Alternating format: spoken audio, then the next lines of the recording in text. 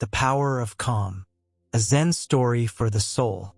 In a world where stress and anxiety seem to rule our days, where responsibilities pile up and the fast pace of life steals our inner peace, there exists a forgotten path to serenity. This Zen tale invites you to discover, alongside Master Kenji, that true strength does not lie in resistance, but in deep calm. If you've reached that stage of life where you value silence more than noise, where you seek emotional balance instead of empty victories, this story will show you that the most powerful wisdom lies in stilling the mind. Allow yourself this pause, this moment of reflection, and discover how tranquility can transform not only your day but your entire existence. Chapter 1: The Master in the Storm. Master Kenji walked along the monastery path as the wind violently struck the cherry trees. Monks ran back and forth, securing doors and windows, their faces showing concern at the approaching storm. Kenji, however, moved with an inner calm that contrasted with the outer chaos. A young monk named Hiroshi watched him, puzzled.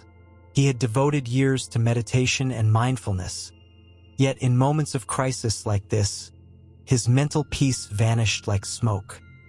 He approached the master, who had stopped under the temple eaves, gazing serenely at the dark clouds. "Master," asked Hiroshi with a trembling voice, "how do you maintain your emotional balance when everything around us is falling apart?" "I've practiced conscious breathing, yet my anxiety grows with every thunderclap." Kenji smiled softly, his eyes reflecting deep wisdom. "The storm is not raging inside you, Hiroshi. It only happens outside. Your stress does not come from the wind, but from your resistance to it. The power of calm doesn't mean the outer world stops. It means your inner world remains still." The young monk frowned, trying to understand. The master continued, "Look at the lake. When it's agitated, you cannot see your reflection. But when the waters are still, everything is revealed with clarity. Your mind is that lake." Chapter 2: The Lesson of the Bamboo. The next day, after the storm, Kenji invited Hiroshi to walk through the bamboo forest. Many trees had fallen, their rigid trunks broken by the wind. Yet the bamboo stood intact, swaying gently with the morning breeze. "Stress management begins with flexibility," the master explained, tapping the bamboo with his staff. "Rigid trees break because they resist. The bamboo survives because it bends. In life, especially when we reach a certain maturity, we learn that not everything requires our resistance." Hiroshi touched the bamboo, feeling its flexible strength. "So emotional balance comes from not fighting?" "No," replied Kenji patiently. "It comes from choosing your battles wisely. Emotional well-being is not the absence of challenges. It is the presence of peace amid them. At your age, my son, you still believe you must conquer everything. With time, you'll understand that true victory is tranquility." The master sat upon a moss-covered rock. Deep relaxation is not laziness, it's intelligence. Like the archer who breathes before releasing the arrow. That moment of stillness determines the accuracy of the shot. Hiroshi sat beside him, beginning to realize that his desire to control external circumstances was the root of his suffering. Chapter 3: The Art of Letting Go. Weeks later, Hiroshi found Master Kenji in the garden pulling weeds. The young monk had spent sleepless nights, troubled by a conflict with another brother in the monastery. His mental health was deteriorating with each obsessive thought. "Master," he confessed tiredly, "I can't stop thinking about my problems. My mind is like a carousel that never stops. How can I practice letting go when everything feels urgent?" Kenji looked at him compassionately and extended his closed hand. "What do I have here?" "I don't know, Master." Kenji opened his hand, revealing seeds. "Now watch." He clenched his fist tightly, and when he opened it again, the seeds were crushed. When you hold on to something too tightly, you destroy it. When you let go, you allow it to grow. The simple lesson resonated deeply with Hiroshi. But how do you let go of negative thoughts? You don't, explained the master as he planted new seeds. You observe them without clinging. Mindfulness means watching your thoughts as clouds passing by. You are not the cloud, you are the sky. Stress reduction begins when you stop identifying with every thought that crosses your mind. Kenji stood and brushed the soil from his hands. By the time you're 40, 50, 60, you'll have lived through enough storms to know they all pass. The secret of emotional longevity lies in not holding on to any of them. Chapter 4. The Silence That Heals. Winter arrived at the monastery, bringing with it a profound silence. Hiroshi often saw Master Kenji spending hours in silent contemplation, a practice the young monk found more unsettling than soothing. "Silence makes me uneasy, Master," he admitted one morning as they drank tea. "When I'm still, all my fears surface." Kenji nodded slowly. That's why most people flee from silence. But true emotional control can only be found in stillness. It's like cleaning a muddy pond. Only when you stop stirring the water does the mud settle and the bottom becomes visible. The master taught him a simple meditation technique. Sit each morning at dawn. Don't try to empty your mind. That's impossible. Instead, practice the therapy of observation. Each thought that arrives, greet it without judgment and let it go, like greeting a passing neighbor. "And this brings stress management?" asked Hiroshi, skeptical. "It brings something more valuable," replied Kenji with a serene smile. "It brings self-knowledge. True well-being doesn't come from escaping yourself, but from knowing yourself so deeply that nothing surprises you. Inner peace comes when you stop fearing your own company." For weeks, Hiroshi practiced this Zen meditation. He discovered that the first few minutes were chaos, but gradually, his mind found spaces of clarity, like windows opening in a dark room. Chapter 5. The Acceptance of Change. Spring brought change to the monastery. The abbot announced that Hiroshi would be transferred to another temple in the mountains. The news filled him with anxiety and resistance. He had found comfort in his routine, and the idea of starting anew terrified him. He sought out Master Kenji, who was pruning a plum tree. "Master, I fear change. Just when I began to find my inner balance, everything shifts again." Kenji continued pruning as he replied, "Look at this tree. If I don't cut these branches, it won't bloom fully. Change is not your enemy, Hiroshi. It's the gardener of your growth.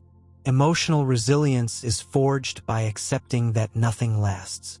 "But how can I stay calm when everything is uncertain?" Hiroshi's voice trembled with frustration. The master put down his tools and sat beneath the tree. "Certainty is an illusion we chase in our youth. With experience, you learn that the only constant is change. Mature emotional health accepts this without resistance." Kenji picked up a fallen flower. "Look at this blossom. It doesn't resist withering. It fulfills its cycle gracefully.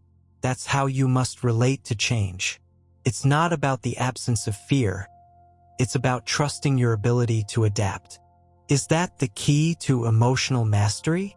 Hiroshi asked, beginning to understand. "It's one of them," nodded the master. "The other is remembering that you've survived all your worst days. That confidence is the antidote to anxiety." Chapter 6. The Breath of Now. Before his departure, Hiroshi spent his days in constant worry. His mind oscillated between the past he was leaving and the uncertain future ahead. One afternoon, while packing, he suddenly couldn't breathe. Chronic stress had taken its toll. Master Kenji found him hyperventilating in his cell. Without a word, he sat before him and began to breathe deeply and audibly. Instinctively, Hiroshi synchronized his breath with the master's. After several minutes, calm returned. Conscious breathing, said Kenji softly, is the anchor that brings you back to the present moment. It's the oldest and most powerful tool for self-care. Why does it work, Master? Asked Hiroshi, still trembling. Because it's the one thing you have absolute control over, explained Kenji. You can't control the future or change the past, but you can choose your next breath. Each inhalation is an opportunity for mental calm. Each exhalation, a release of stress. The master taught him a simple technique. Inhale for a count of 4, hold for 4, exhale for 4. This activates your parasympathetic nervous system, the one responsible for relaxation. It's not mysticism, it's physiology. Your body and mind are connected. Hiroshi practiced this breathing technique daily. He discovered that in any moment of tension, he could return to his breath and find a space of mental tranquility, regardless of external circumstances. Chapter 7. The Encounter with Fear. The night before his departure, Hiroshi couldn't sleep. His fears grew louder in the darkness. He left his cell and found Master Kenji meditating under the stars. I can't sleep, Master. Fear consumes me. Kenji opened his eyes and smiled. Fear is not your enemy, Hiroshi. It's a messenger. The problem isn't feeling fear. It's letting fear control you. That's the difference between those who have peace and those who don't. How do I face something that feels bigger than me? Hiroshi's vulnerability was palpable. You don't face it, said the master. You sit with it. Invite it to tea. True personal growth happens when you stop running from your emotions. Emotional regulation isn't suppression, it's integration. Kenji continued, at your age, you still believe courage means the absence of fear. With time, you'll see it means acting despite fear. That is true inner strength. The master shared his own story. When I was your age, I too feared change. But I've lived through enough changes to know each one brought growth. Life balance comes from trusting the process, not controlling it. And if I fail? Asked Hiroshi. Then you learn, replied Kenji serenely. Failure exists only for those who refuse to learn the lesson. Everything else is simply experience. That perspective is the gift of maturity. Chapter 8. The Gift of Calm. The morning of his departure dawned clear and bright. Hiroshi said goodbye to Master Kenji at the monastery gate. Though still nervous, he felt an inner calm he had never known before. Master, he said with sincere gratitude. I've learned so much, but I feel I've only begun to understand the power of calm. Kenji placed his hands on Hiroshi's shoulders. And that's how it should be. Mindfulness in daily life isn't a destination. It's a path you walk every day. Mental serenity isn't something you achieve and keep. It's something you cultivate moment by moment. The master handed him a small bamboo bowl. This is my gift.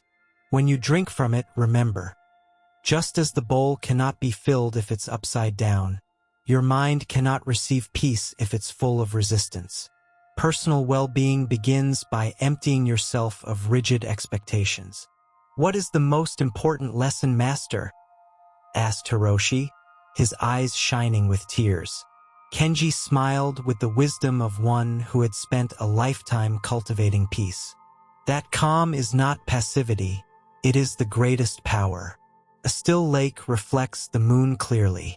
A still mind reflects reality without distortion. That clarity will allow you to live with purpose and wholeness. Anxiety reduction, stress management, emotional balance. All of it sounds complex, but in essence it's simple. Breathe, let go, observe, accept. These 4 pillars support the temple of inner peace. Hiroshi bowed his head in respect. As he walked away down the path, he turned once more to look at his master. Kenji stood motionless, a figure of serenity against the changing landscape. The young monk finally understood that the true journey was not toward the mountains but inward. And in that moment of clarity, he felt something he would seek to nurture for the rest of his life. The unshakable calm that comes from accepting what is without resistance. The wind blew softly, carrying cherry blossom petals through the air, and Hiroshi walked toward his new destiny with a light heart and a peaceful mind. The power of calm was not in avoiding life's storms, but in finding the eye of the hurricane within himself. That sacred place where tranquility always reigns, no matter what happens outside. That was Master Kenji's gift. That was the way of Zen. That was the promise of a life lived in full awareness. Peace is not something you find, it is something you are. The end. Calm is not the absence of the storm, but peace within it.